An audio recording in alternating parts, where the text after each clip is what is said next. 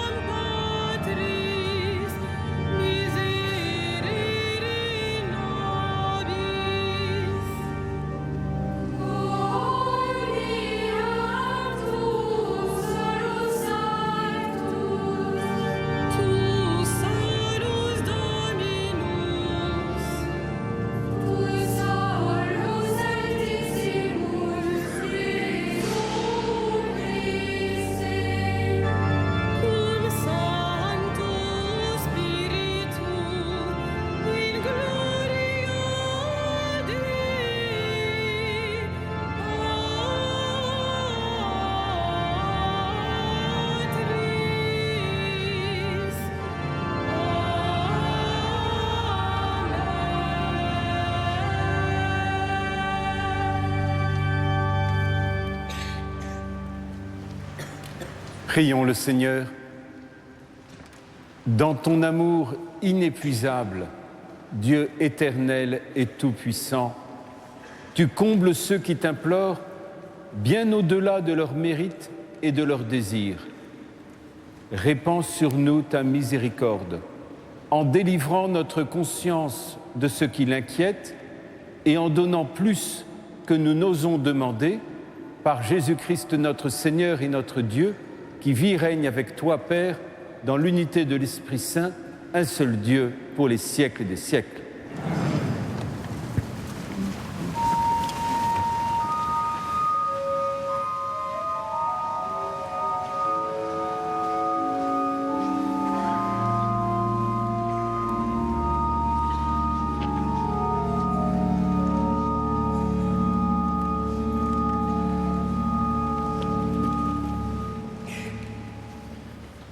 Lecture du livre de la Genèse. Le Seigneur Dieu dit : Il n'est pas bon que l'homme soit seul. Je vais lui faire une aide qui lui correspondra. Avec de la terre, le Seigneur Dieu modela toutes les bêtes des champs et tous les oiseaux du ciel, et il les amena vers l'homme pour voir quel nom il leur donnerait. C'étaient des êtres vivants, et l'homme donna un nom à chacun. L'homme donna donc leur nom à tous les animaux, aux oiseaux du ciel et à toutes les bêtes des champs. Mais il ne trouva aucune aide qui lui corresponde. Alors, le Seigneur Dieu fit tomber sur lui un sommeil mystérieux, et l'homme s'endormit. Le Seigneur Dieu prit une de ses côtes, puis il referma la chair à sa place. Avec la côte qu'il avait prise à l'homme, il façonna une femme et il l'amena vers l'homme. L'homme dit alors : Cette fois-ci, voilà l'os de mes os et la chair de ma chair. On l'appellera femme Isha, elle qui fut tirée de l'homme Ish. À cause de cela, l'homme quittera son père et sa mère, il s'attachera à sa femme, et tous deux ne feront plus qu'un.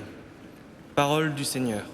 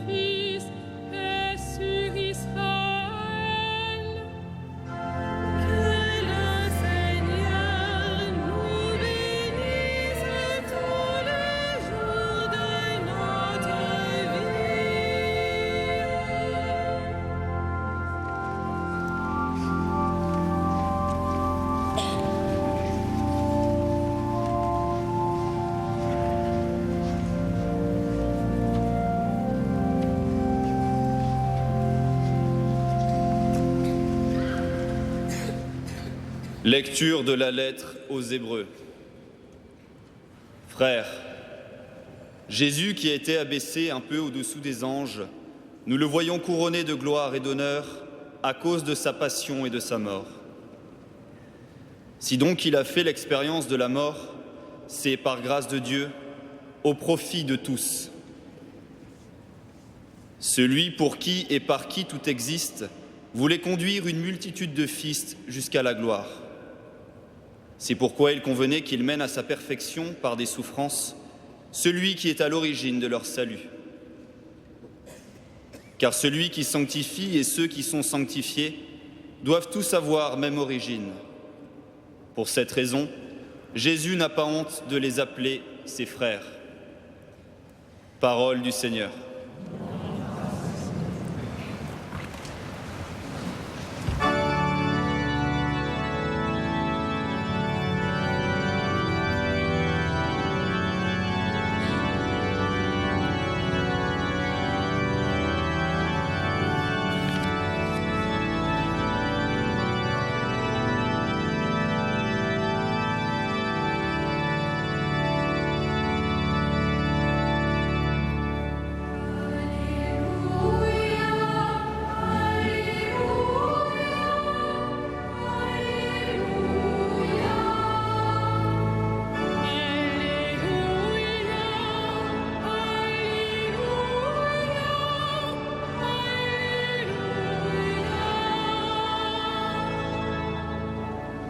Si nous nous aimons les uns les autres, Dieu demeure en nous et en nous son amour atteint la perfection. Alléluia, Alléluia, Alléluia.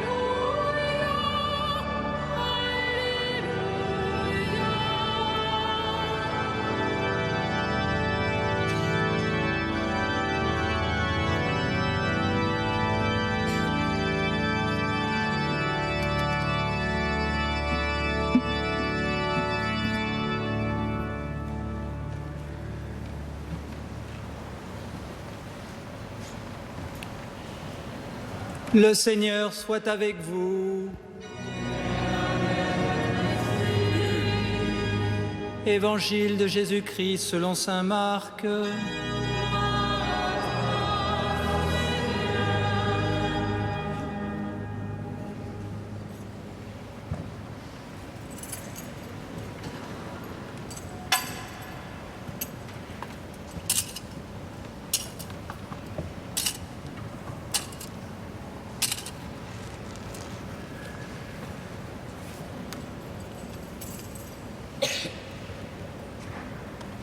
En ce temps-là, des pharisiens abordèrent Jésus et pour le mettre à l'épreuve, ils lui demandaient « Est-il permis à un mari de renvoyer sa femme ?» Jésus leur répondit « Que vous a prescrit Moïse ?» Ils lui dirent « Moïse a permis de renvoyer sa femme à condition d'établir un acte de répudiation. » Jésus répliqua « C'est en raison de la dureté de vos cœurs qu'il a formulé pour vous cette règle. Mais au commencement de la création, Dieu les fit hommes et femmes. À cause de cela, l'homme quittera son père et sa mère, il s'attachera à sa femme, et tous deux deviendront une seule chair. Ainsi, ils ne sont plus deux, mais une seule chair. Donc, ce que Dieu a uni, que l'homme ne le sépare pas. » De retour à la maison, les disciples l'interrogeaient de nouveau sur cette question. Il leur déclara « Celui qui renvoie sa femme et en épouse une autre devient adultère envers elle. Si une femme qui a renvoyé son mari en épouse un autre, elle devient adultère. » Des gens présentaient à Jésus des enfants pour qu'il pose la main sur eux. Mais les disciples les écartèrent vivement. Voyant cela, Jésus se fâcha et leur dit « Laissez les enfants venir à moi ne les empêchez pas, car le royaume de Dieu est à ceux qui leur ressemblent. Amen, je vous le dis, celui qui n'accueille pas le royaume de Dieu à la manière d'un enfant n'y entrera pas. Il les embrassait et les bénissait en leur imposant les mains. Acclamons la parole de Dieu.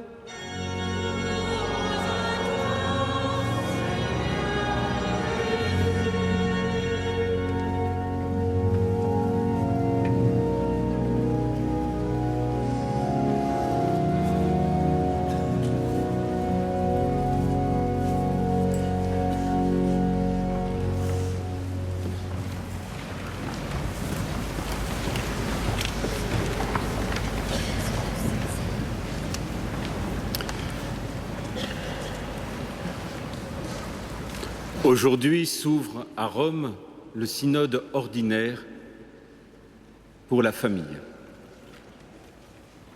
Et les textes que nous recevons aujourd'hui nous mettent devant la puissance de l'amour de Dieu dans la création de l'homme et de la femme. Tu aimeras le Seigneur ton Dieu de tout ton cœur, de toute ton âme, de toute ta force, et tu aimeras ton prochain comme toi-même. Ce commandement de l'amour, il traverse toute notre vie. Et je pense que pour comprendre notre réflexion sur la famille, comme pour comprendre ces textes, il nous faut entrer dans le visage de l'amour qui est le visage du Christ. Il nous faut comprendre l'amour pas seulement dans l'émotion, pas seulement dans le sentiment, pas seulement dans le moment qui passe, mais je comprends le visage de l'amour dans cet amour qui reflète le visage du Christ. Le visage du Christ est le visage de l'amour, et son reflet sur l'homme est le reflet, certes trouble, mais de cette beauté de l'amour de Dieu que Dieu a répandu dans le cœur de tout homme et de toute femme. C'est d'abord ce commandement d'amour et le visage de ce que c'est qu'aimer qui va être au cœur, il me semble, de ce synode. Mais comment ne pas entrer dans ce temps où, avec l'Église universelle, nous allons prier pour tous les pères synodaux et pour le Saint-Père d'une façon particulière, au long de ces 3 semaines qui s'ouvrent? Comment ne pas entendre aussi le cri de souffrance d'un certain nombre d'hommes et de femmes qui, dans leur engagement d'amour, ont vécu des ruptures, des tensions, parfois des trahisons, parfois ont eu le sentiment ou ont été abandonnés par leurs conjoints. Comment ne pas entendre aussi dans notre réflexion et dans notre méditation tous ces cris? Et puis, parce que je sais qu'elles sont nombreuses, les familles dans ces conditions-là à Paris, toutes les mères célibataires ou les mères vivant seules avec leurs enfants, Dieu entend le cri de ses frères et de ses sœurs dans leur chemin inaccompli d'un amour espéré et pas toujours vécu. Mais je pense aussi, parce que la famille, c'est aussi chacune de nos familles, je pense aussi à un certain nombre de grands-parents ou d'arrière-grands-parents qui sont seuls. Et je pense que porter le synode de la famille, c'est aussi porter notre condition pour chacune et chacun d'entre nous de fils et de filles. Comment est-ce que nous portons, et peut-être que ce synode est l'occasion particulière de se poser la question de comment nous sommes fils, filles, petits-fils, petites-filles, c'est-à-dire comment est-ce que nous ne laissons pas seuls nos grands-parents ou nos arrière-grands-parents? Quelle est la place qu'ils ont dans leur famille, puisque, quelle que soit votre condition ou l'éloignement kilométrique, vous êtes de la famille de vos arrière-grands-parents, de vos grands-parents ou de vos parents. Et par conséquent, comment ce synode de la famille est comme un appel à renouer ou à consolider ces liens. Vous savez, si vous saviez le nombre de personnes de plus de 85 ans dans Paris qui sont dans une solitude où ils ne voient jamais les gens de leur famille, alors peut-être qu'il ne faut pas simplement attendre d'être conforté dans votre propre situation familiale, quelle qu'elle soit, mais qu'il faut aussi voir dans le synode sur la famille un appel à ce que nous vivions une conversion, une attention plus grande, une charité plus grande aux générations les plus âgées, à ceux et celles qui sont marqués par la solitude, à ceux ou celles de nos familles qui élèvent leurs enfants seuls, parce qu'ils sont notre famille. Il me semble que d'abord, entendre ce commandement de l'amour, c'est entendre et répondre par la charité et la miséricorde à la situation de tant de familles. Ce n'est pas une question de règles pour aimer, c'est une question d'amour et de charité. C'est une question de pardon et de miséricorde. Et c'est donc peut-être cela qu'il faut oser regarder. Vous avez entendu dans le livre de la Genèse ce très beau passage. C'est pourquoi l'homme quittera son père et sa mère, il s'attachera à sa femme et tous deux ne feront plus qu'un. L'homme quittera son père et sa mère. C'est quand même important pour fonder, c'est une parenthèse, mais c'est quand même important pour fonder un couple que l'homme quitte son père et sa mère. Parce que quelquefois il le quitte, mais le lien reste quand même un peu fort et peut perturber aussi la relation au couple.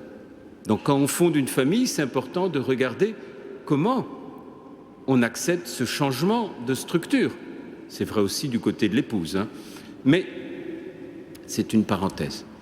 Donc l'homme quittera son père et sa mère, et tous deux, il s'attachera à sa femme, et tous deux ne feront plus qu'un. Qu'est-ce que c'est que cette unité? Je vous dis souvent, un des critères de l'amour, c'est l'unité. Ce qui montre l'amour, c'est l'unité. L'unité dont il est parlé dans ce texte de la Genèse, ce n'est pas l'unité de la fusion de l'époux ou de l'épouse. Ce n'est pas que l'époux et l'épouse ne feraient comme s'ils ne faisaient plus qu'un, alors que nous savons bien qu'il y a deux libres arbitres, qu'il y a deux personnalités, et que, j'allais dire Dieu merci, dans l'amour et dans le sacrement du mariage, chacun devient pleinement lui-même. Non, ce que je veux dire, c'est que quand le Seigneur cite le livre de la Genèse, il le cite dans la tradition rabbinique, comme juif. Et ils ne feront plus qu'un, c'est l'enfant. L'enfant est celui où l'homme et la femme, l'homme qui s'attache à sa femme, ne font plus qu'un, l'enfant. Et chacun d'entre nous, même si vous avez un très bon caractère pour réussir à faire de la sédimentation de vos cellules, vous ne réussirez jamais à mettre d'un côté ce qui appartient à votre père, de l'autre côté ce qui appartient à votre mère. Vous êtes un, le fruit de l'union de votre père et de votre mère. C'est ça la communion. Et c'est ça l'homme qui quitte son père et sa mère, qui s'attache à sa femme et qui ne font plus qu'un. C'est l'enfant. Et l'enfant, c'est chacune et chacun d'entre nous, c'est chaque être humain, dans lequel on ne peut pas dissocier l'un de l'autre. Et si je vous dis cela, c'est parce qu'effectivement, peut-être que certaines et certains d'entre nous, et peut-être que certains ou certaines de nos téléspectateurs ou auditeurs de Radio Notre-Dame peuvent venir de familles où leur relation à leur père ou leur relation à leur mère peuvent avoir été blessés, peuvent ne pas avoir été ce qu'ils auraient rêvé. peut-être qu'ils peuvent même se dire qu'ils ne perçoivent pas comment ils venaient d'une relation d'amour.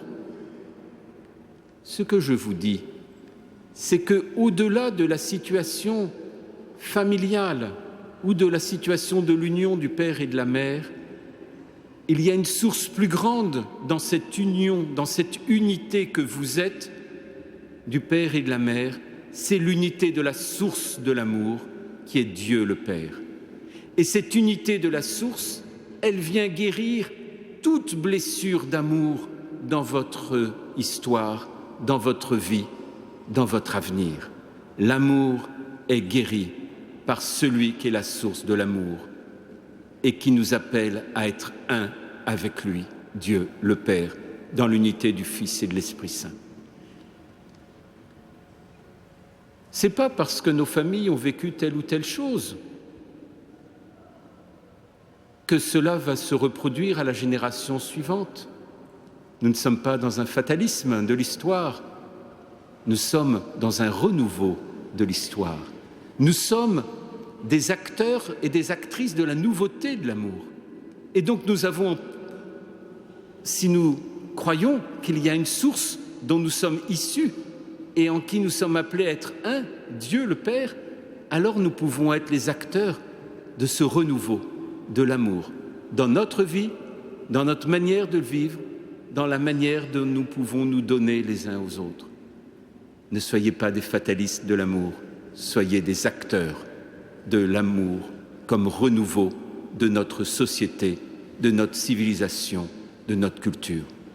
Vous y croyez à Dieu d'amour, vous y croyez à la paternité miséricordieuse de Dieu, alors vous avez en vous cette capacité de renouveau.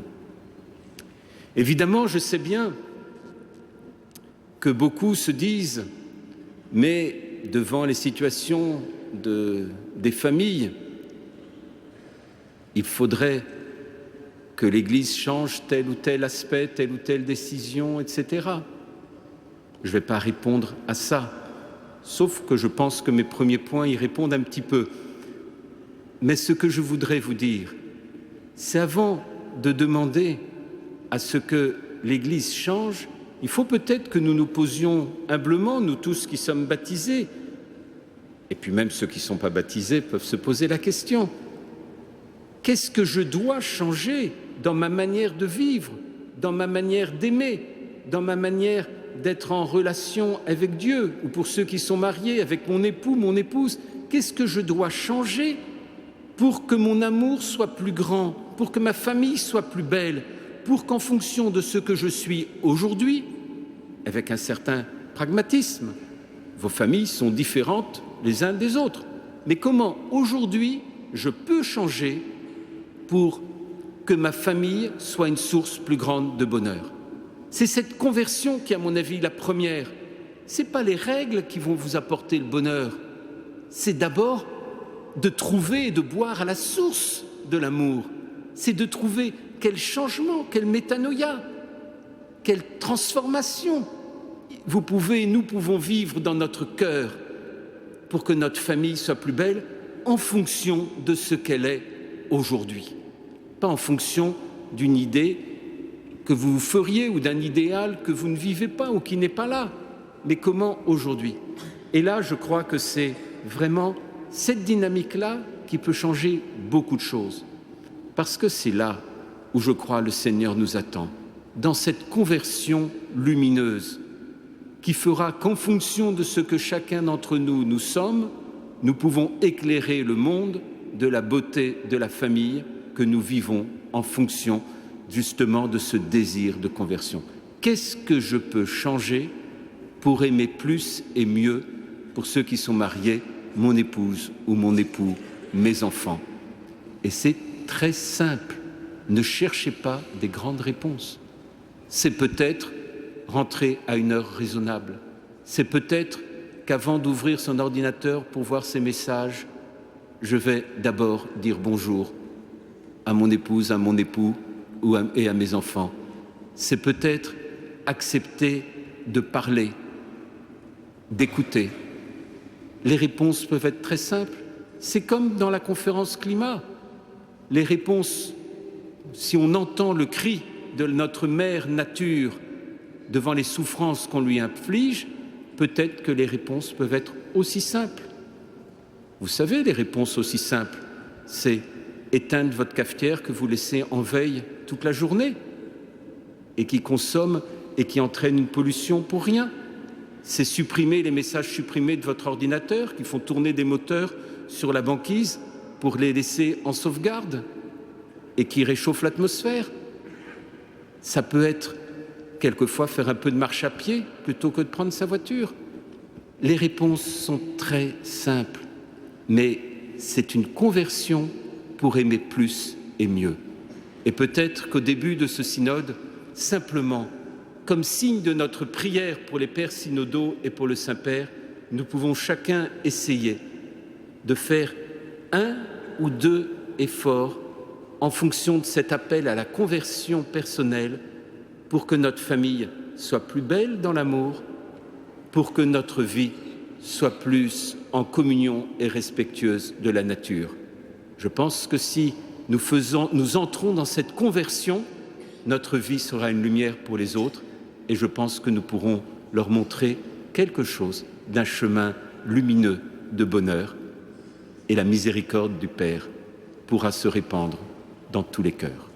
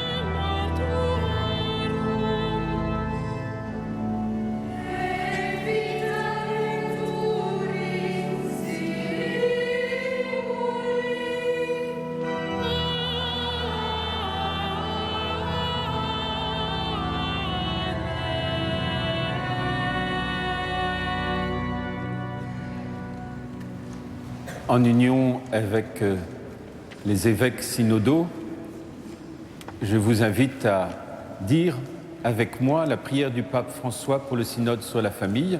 Vous l'avez sur vos feuilles à la page 6.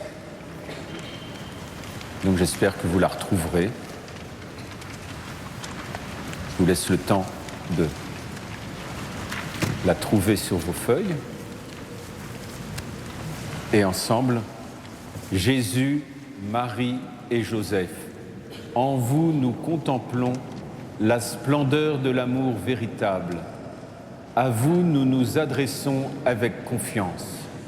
Sainte Famille de Nazareth, fais aussi de nos familles des lieux de communion et des cénacles de prière, des écoles authentiques de l'Évangile et des petites églises domestiques.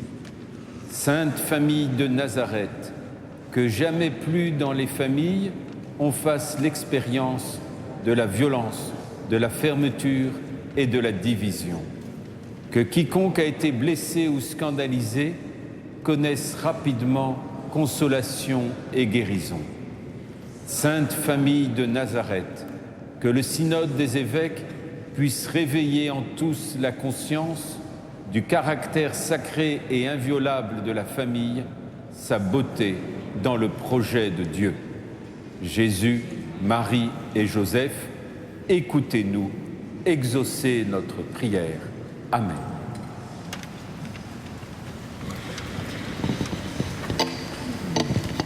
Vous pouvez vous asseoir.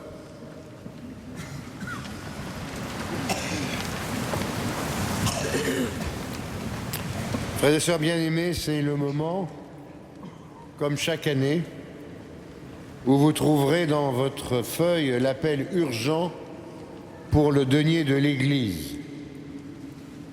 Vous avez en effet un dossier qui s'appelle le denier, c'est concret, avec une belle photo d'un de nos vicaires généraux en prime, et puis une lettre que je vous ai commise avec M. Michel Emoneau, vice-président du Conseil de gestion. Dans cette lettre, je vous dis que, tout d'abord, bien sûr, à la cathédrale, ce qui nous préoccupe, c'est les priorités pastorales pour évangéliser, selon ce que nous demandent le pape et nos évêques. Mais immédiatement après cela, c'est l'équilibre de nos comptes. Vous savez qu'en France, l'Église catholique ne bénéficie d'aucune subvention, d'aucun organisme et d'aucune institution, ni de la ville, ni de l'État, ni de la région. Il faut donc que nous débrouillions par nous-mêmes. Et nous-mêmes, c'est vous. C'est les 340 donateurs qui, chaque année, contribuent à l'édification du denier de l'Église. Heureusement, ça augmente tous les ans, grâce à vous. Et ça vient compenser les quelques-uns qui, pour des raisons X, Y ou Z, s'en vont, déménagement ou autre. 340 personnes ou familles qui participent ainsi au denier de l'Église. Vous comprenez d'ailleurs, quand je dis ça, que ce n'est pas suffisant comme nombre par rapport aux milliers de gens qui passent ici à Notre-Dame de Paris. Et d'autre part, il faut que vous compreniez aussi que ce budget, il est fait pour, évidemment, éclairer, chauffer, entretenir cette cathédrale, qu'elle soit propre, accueillante, qu'elle soit gardée, surveillée. Il faut des sacristains à la sacristie, des surveillants dans la cathédrale, un gardien. Il faut du personnel qualifié pour l'accueil, la boutique. Il faut un certain nombre de personnes au secrétariat, à la comptabilité, à la monétique, au service technique. Il faut aussi des gens très compétents aux grandes orgues, à l'orgue de chœur, des chantres, musique sacrée. Bref, j'en passe et des meilleurs. C'est donc à peu près 60 personnes qui, d'une manière ou d'une autre, sont employées à la cathédrale. Mes confrères et moi-même, nous mettons un point d'honneur à ce qu'ils aient un salaire chaque mois décent, conformément d'ailleurs au travail sérieux et compétent qu'ils déploient ici dans la cathédrale à votre service. Deuxièmement, il y a des priorités qui nous sont données par les œuvres du Saint-Père ou bien celles de l'archevêque qui nous font un appel à la solidarité et à la participation pour d'autres choses, et donc à notre générosité à nous. Troisièmement, il faut que nous soyons nous aussi partageants vis-à-vis d'appels du diocèse de Paris. Il y a des paroisses dans le centre, dans le nord, dans l'est, c'est pas Monseigneur Rambaud qui dirait le contraire, qui ont besoin de nous pour équilibrer leur budget. Donc bien volontiers, nous répondons à cet appel. Et puis des églises sœurs en Afrique ou en Asie qui demandent notre aide. Bref, ce budget doit être consolidé et renforcé. Alors, je vais en rester là cette fois-ci. Vous allez m'entendre dans les 2 semaines qui viennent pour des détails, mais là, posez-vous cette question. Est-ce que je participe à l'élaboration du budget de la cathédrale en donnant aux deniers de l'Église? Oui ou non? Et même, je peux peut-être participer à un peu. Supposons que vous ayez une paroisse par ailleurs, ben certains le font, un peu à la paroisse, un peu ici. En tous les cas, posez-vous cette question et j'espère que vous répondrez très vite à notre demande. Merci.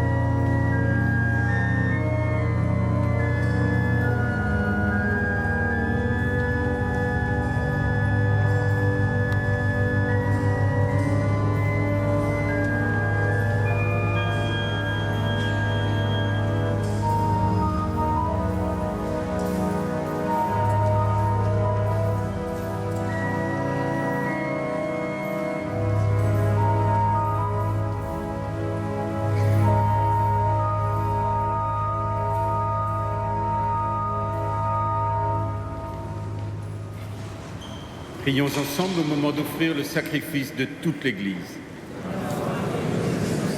Accepte, Seigneur, le sacrifice que tu nous as donné. Dans les mystères que nous célébrons pour te rendre grâce, sanctifie les hommes que tu as sauvés par ton Fils, lui qui vit et règne pour les siècles des siècles. Le Seigneur soit avec vous. Élevons notre cœur. Rendons grâce au Seigneur notre Dieu. Vraiment, il est juste et il est bon de te rendre gloire, de t'offrir notre action de grâce, toujours et en tout lieu, à toi, Père très saint, Dieu éternel et tout-puissant, à toi, Créateur de tous les éléments du monde, Maître des temps et de l'histoire. C'est toi qui as formé l'homme à ton image et lui as soumis l'univers et ses merveilles. Tu lui as confié ta création pour qu'en admirant ton œuvre, il ne cesse de te rendre grâce par le Christ notre Seigneur. C'est toi que la terre et le ciel, avec les anges et les archanges, ne cessent d'acclamer en chantant.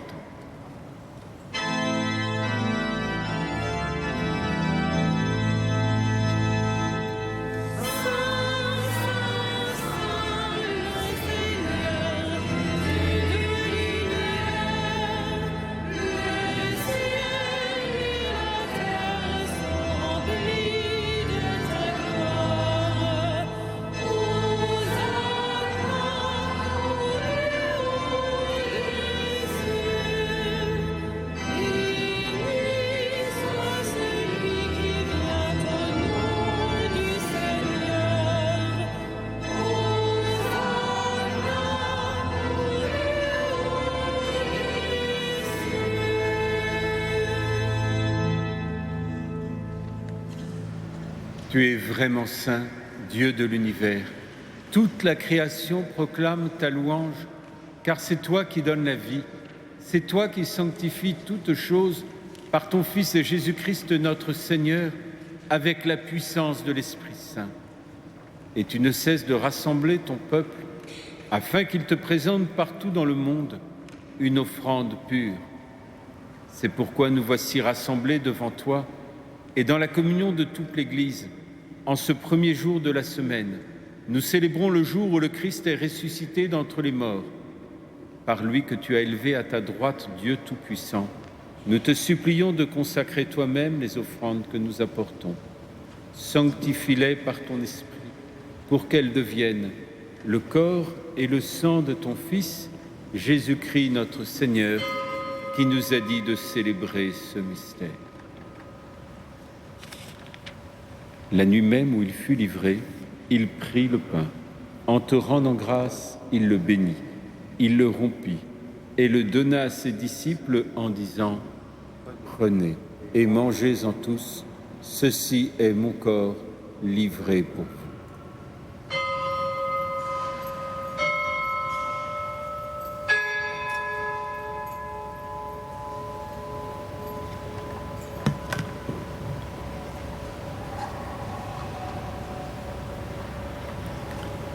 De même, à la fin du repas, il prit la coupe. En te rendant grâce, il la bénit et la donna à ses disciples en disant « Prenez et buvez-en tous, car ceci est la coupe de mon sang, le sang de l'alliance nouvelle et éternelle, qui sera versé pour vous et pour la multitude en rémission des péchés. Vous ferez cela en mémoire de moi. »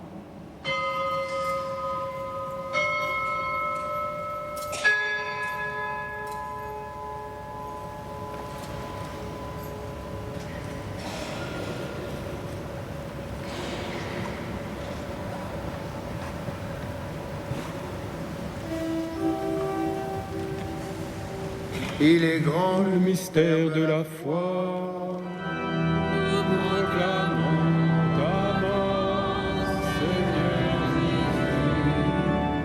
Nous célébrons ta résurrection.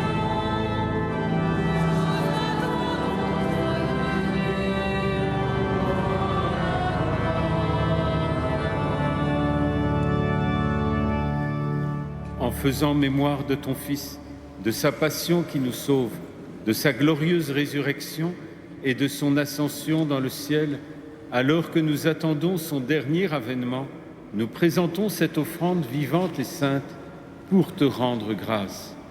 Regarde, Seigneur, le sacrifice de ton Église et daigne y reconnaître celui de ton Fils qui nous a rétablis dans ton alliance. Quand nous serons nourris de son corps et de son sang et remplis de l'Esprit Saint, accorde-nous d'être un seul corps et un seul esprit dans le Christ.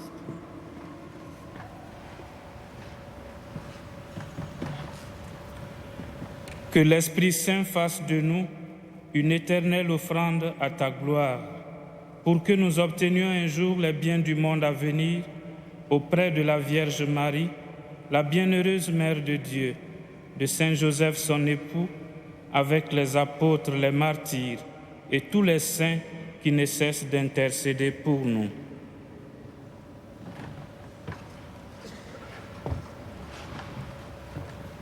Et maintenant, nous te supplions, Seigneur, par le sacrifice qui nous réconcilie avec toi, étends au monde entier le salut et la paix. Affermis la foi et la charité de ton Église au long de son chemin sur la terre.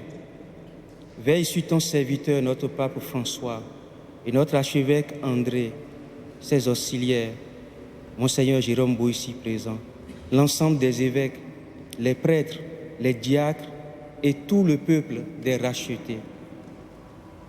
Écoute les prières de ta famille assemblée devant toi et ramène à toi, Père très aimant, tous tes enfants dispersés.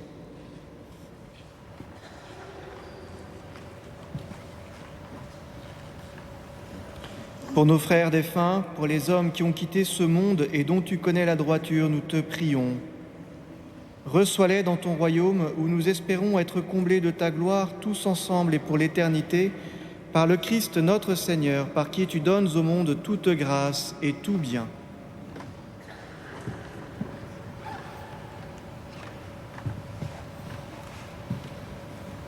Par lui, avec lui et en lui.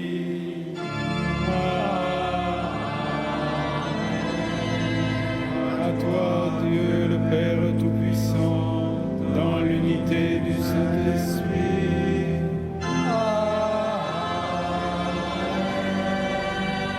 Tout honneur et toute gloire pour les siècles des siècles.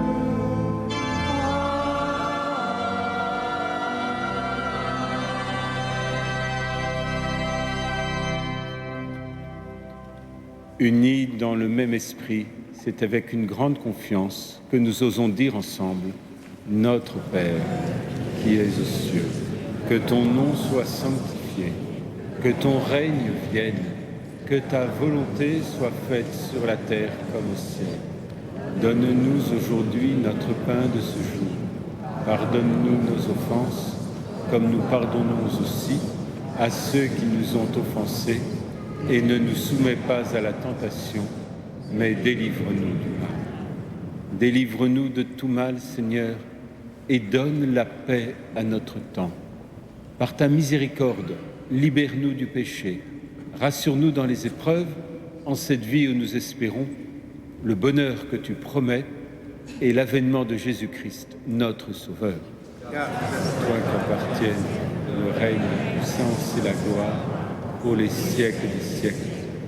Seigneur Jésus-Christ, tu as dit à tes apôtres, « Je vous laisse la paix, je vous donne ma paix. Ne regarde pas nos péchés, mais la foi de ton Église. Et pour que ta volonté s'accomplisse, donne-lui toujours cette paix et conduis-la vers l'unité parfaite, toi qui règnes pour les siècles et des siècles. Amen. Que la paix du Seigneur soit toujours avec vous. Et avec vous. Frères et sœurs, dans la charité du Christ, donnez-vous sa paix. La paix du Christ.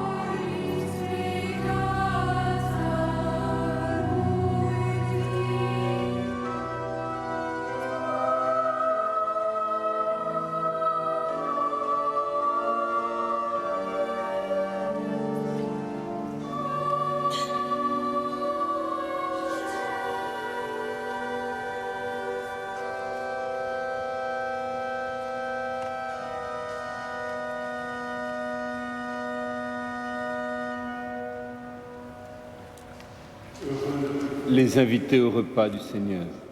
Voici l'agneau de Dieu qui enlève le péché du monde.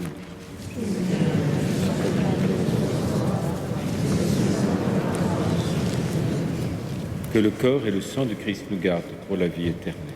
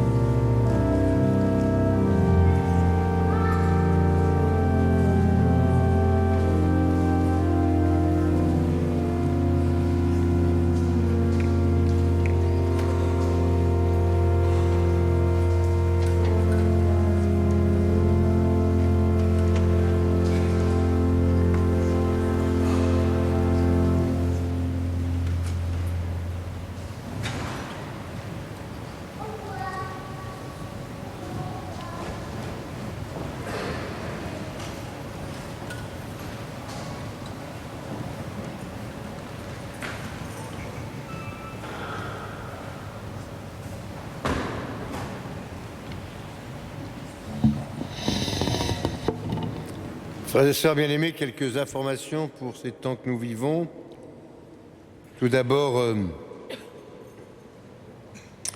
nous avons été dans la joie samedi matin de l'ordination de 7 diacres permanents par notre archevêque avant de partir pour Rome.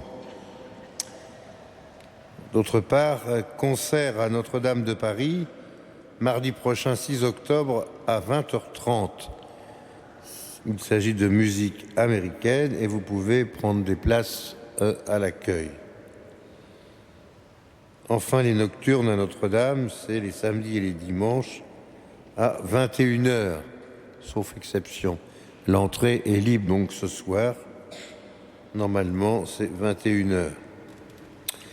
Voilà, nous allons pouvoir terminer ensemble notre prière avec Monseigneur Jérôme Beau, évêque auxiliaire de Paris. Nous mettons debout.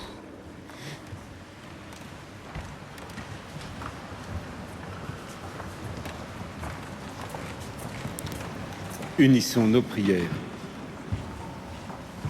Accorde-nous, Seigneur, notre Dieu, de trouver dans cette communion notre force et notre joie, afin que nous puissions devenir ce que nous avons reçu, le corps du Christ, lui qui vit et règne pour les siècles des siècles.